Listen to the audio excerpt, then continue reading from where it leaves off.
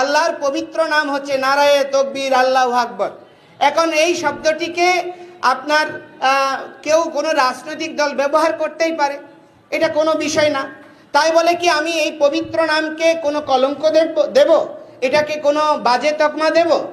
কিন্তু আমরা জয় শ্রী রাম, রাম আর কৃষ্ণ হচ্ছে আমাদের আরাধ্য ভগবান। আমার ভগবানের নামের ধ্বনি দিলেই বলে যে ইন্ডিয়ান টেক, আরএসএস এর টেক, বিজেপির টেক, যে কোনো দল ব্যবহার করতে পারে। ঠিক আমাদের কাজ করা নয় কাউকে ধর্মান্তর করা, আমাদের কাজ হচ্ছে সনাতনীদের উজ্জীবিত করা, তাদের বিভ্রান্তি রোধ করা এবং ঐক্য স্থাপন করা।